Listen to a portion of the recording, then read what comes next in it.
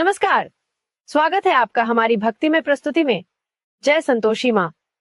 क्या आपके जीवन में भी दुख और निराशा ने डेरा डाल लिया है? क्या आप चाहती हैं सुख, समृद्धि और अखंड सौभाग्य? तब आज का यह वीडियो आपके लिए है।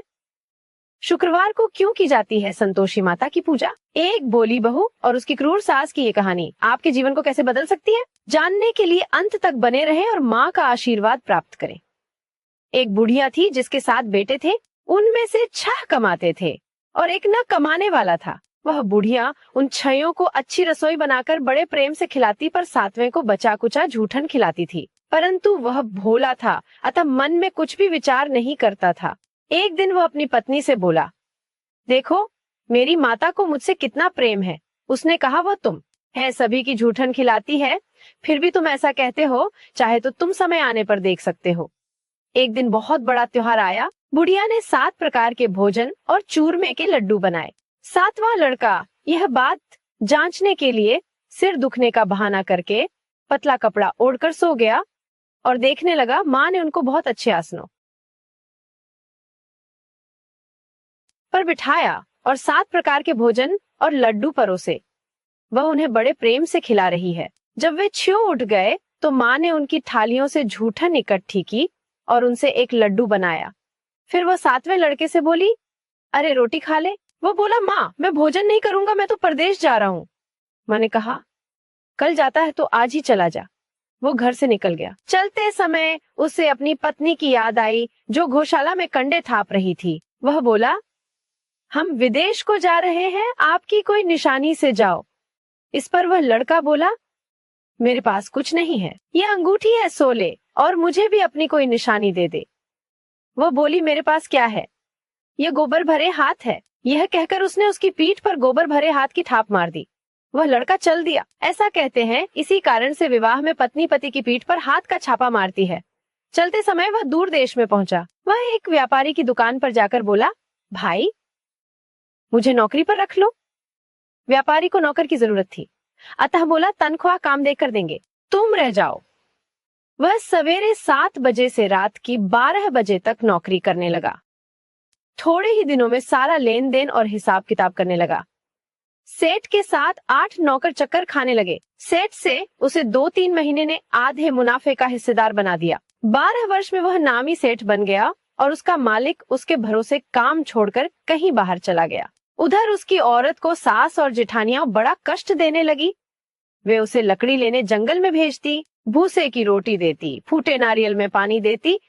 वह बड़े कष्ट से जीवन बिताती थी। एक दिन जब वह लकड़ी लेने जा रही थी तो रास्ते में उसने कई औरतों को व्रत करते देखा। वह पूछने लगी, बहनों यह किसका व्रत है, कैसे करते हैं और इससे क्या फल मिलता है?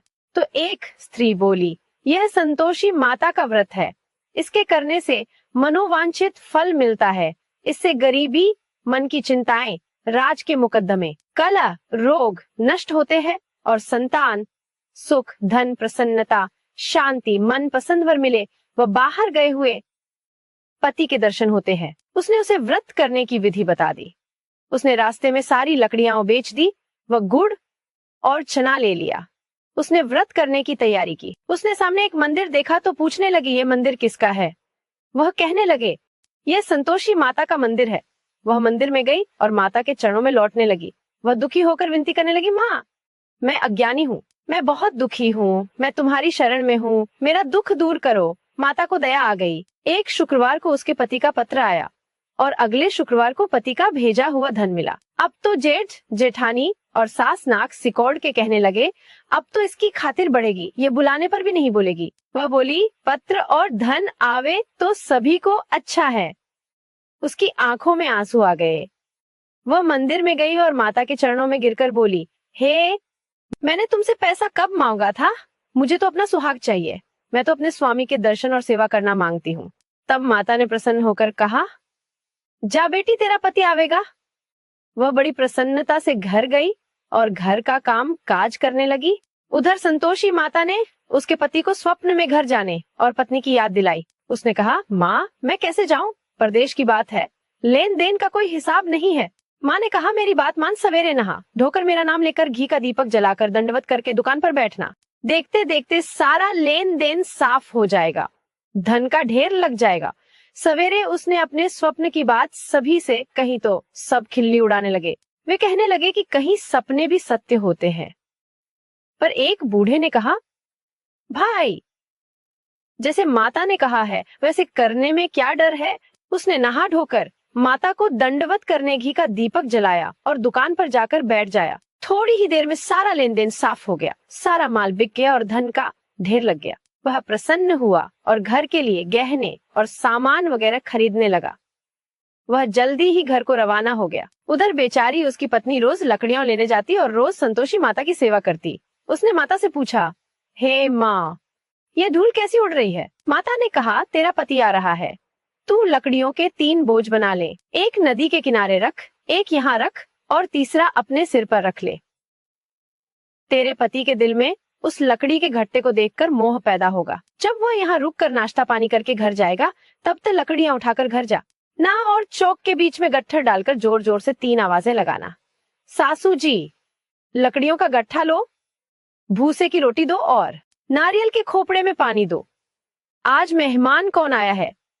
इसने माँ के चरण छुए और उसके कहे अनुसार सारा कार्य किया। यह सुनकर सास बाहर आकर कपट भरे वचनों से उसके दिए हुए कष्टों को भुलाने ले लिए कहने लगी, बेटी, तेरा पति आया है, मीठा भात और भोजन कर और गहने कपड़े पहन। अपनी माँ के ऐसे वचन सुनकर उसका पति बाहर आया और अपनी पत्नी के हाथ में अंगूठी देखकर व्याकुल हो उठा।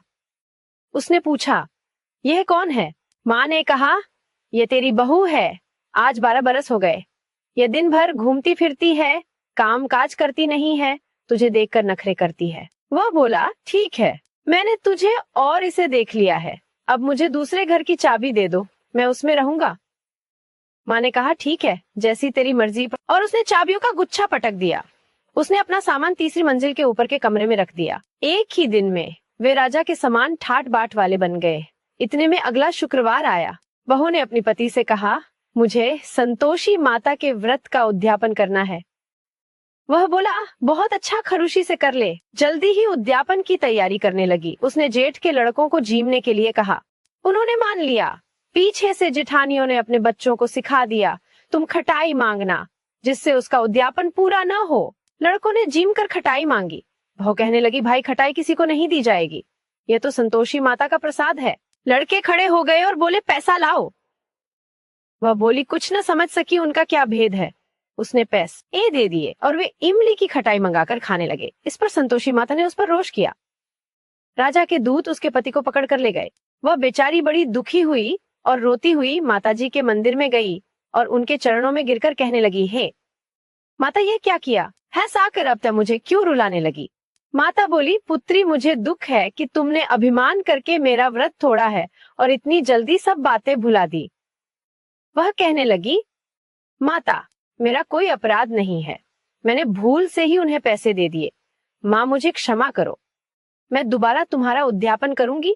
माता बोली, जा, तेरा पति रास्ते में आता हुआ ही मिलेगा। उसे रास्ते में उसका पति मिला। उसके पूछने पर वह बोला, राजा ने मुझे बुलाया था, मैं उससे मिलने गया था। वे फिर घर चले गए। कुछ ही दिन बाद फिर शुक्रवार आया। वह दोबारा पति की आज्ञा से उद्यापन करने लगी। उसने फिर जेठ के लड़कों को बुलावा दिया। जेठानियों ने फिर वही बात सिखा दी। लड़के भोजन की बात पर फिर खटाई मांगने लगे।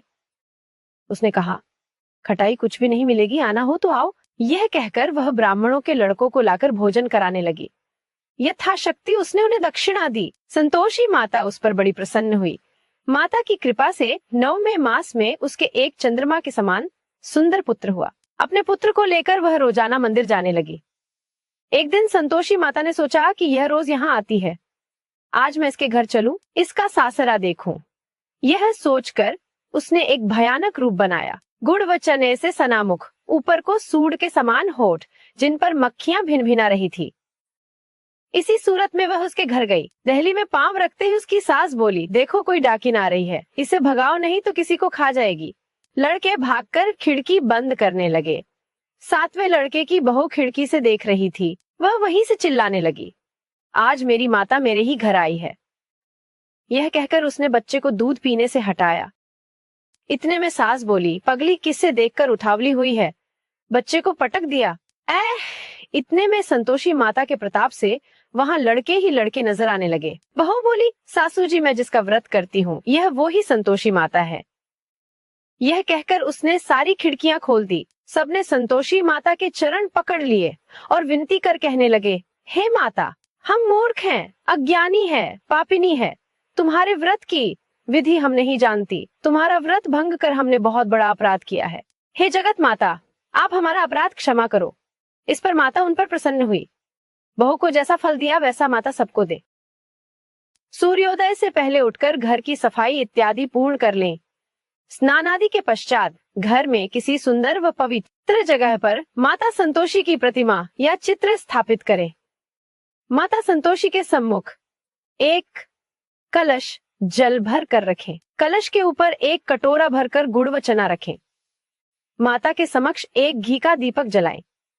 माता को अक्षत, फूल, सुगंधित गंध, नारियल, लाल वस्त्र या चुनरी अर्पित करें। माता संतोषी को गुड़ व चने का भोग लगाएं। संतोषी माता की जय बोलकर माता की कथा आरंभ करें। इस व्रत को करने वाला कथा कहते व सुनते समय हाथ में गुड़ और भुने हुए चने रखे। सुनने वाला प्रकट संतोषी माता की जय इस प्रकार जय जयकार मुख से बोलता जावे। कथा समाप्त होने पर हाथ का गुड़ और चना गाय को खिला देवे। कलश के ऊपर रखा गुड़ और चना सभी को प्रसाद के रूप में बांट देवे। कथा से पहले कलश को जल से भरे और उसके ऊपर गुड़ व चने से भरा कटोरा रखे। कथा समाप्त होने और आरती होने के बाद कलश के जल को घर में सब जगहों पर छिड़के और बचा हुआ जल तुलसी की क्यारी में सींच देवे। बाजार से गुड़ मोल लेकर और यदि गुड़ घर में हो तो वही काम में लेकर व्रत करे। व्रत करने वाले को श्रद्धा और प्रेम से प्रसन्न मन से व्रत करना चाहिए। इस दिन व्रत करने वाले स्त्री पुरुष को ना ही खट्टी चीजें हाथ लगानी चाहिए और ना ही खानी चाहिए।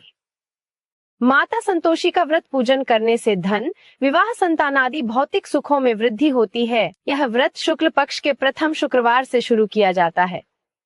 सुख सौभाग्य की कामना से माता संतोषी के 16 शुक्रवार तक व्रत किए जाने का विधान है। देखा आपने, सच्चे मन से किया गया व्रत और संतोष कभी व्यर्थ नहीं जाता।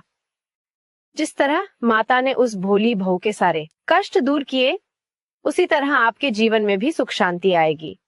सच्चे हृदय से बोलिए, जय संतोषी माता। अगर आपको ये कथा पसंद आई हो तो इसे लाइक करें, अपने दोस्तों के साथ शेयर करें और ऐसे ही भक्तिमय वीडियो के लिए हमारे चैनल को सब्सक्राइब करना न भूलें।